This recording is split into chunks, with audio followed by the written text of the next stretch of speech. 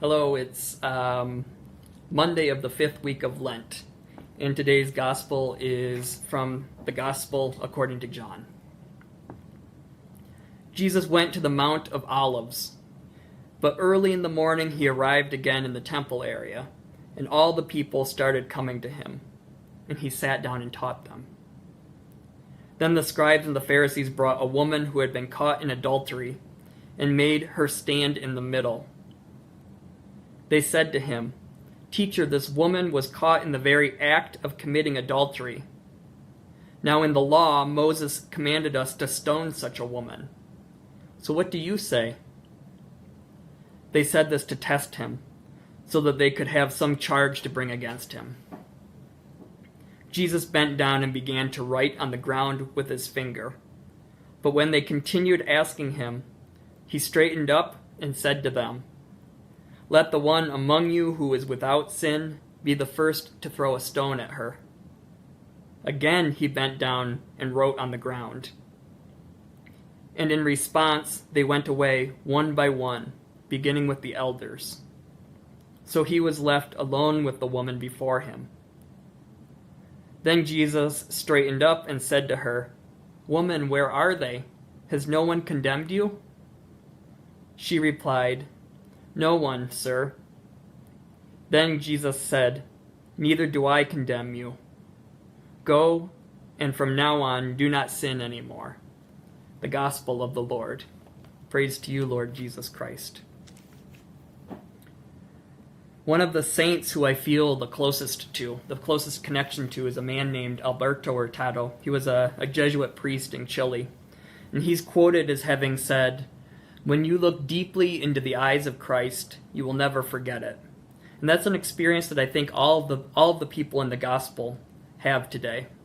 All of those characters in the gospel look deeply into the eyes of Christ, and they walk away changed, or at least with the grace to begin anew.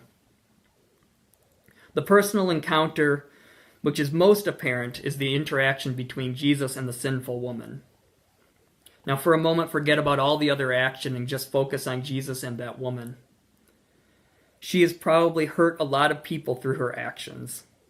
Yet even with all that darkness in her life, she has the courage to look into the eyes of Christ. And he looks into her eyes and says those beautiful words, "I do not condemn you. Go and sin no more." With that, the sinful woman experiences the mercy of God and leaves different.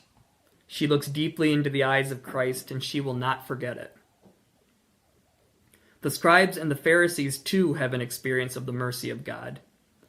They arrive on the scene so full of anger and judgmentalism that they were prepared even to kill a person over it.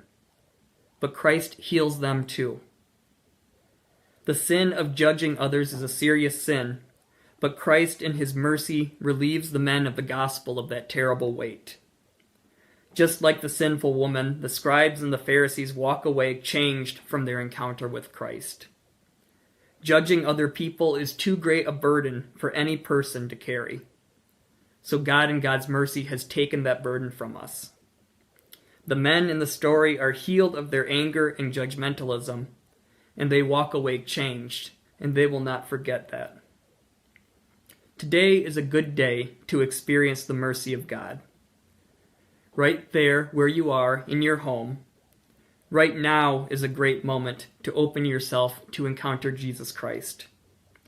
Even though we're living lives of solitude now in our homes, Christ is prepared to encounter you exactly where you are, exactly when you are ready. The sinful woman had the courage to lift her head, to look into the eyes of Christ. Lift your eyes, open your heart, and look deeply into the eyes of Christ, and you will not forget it. God bless you.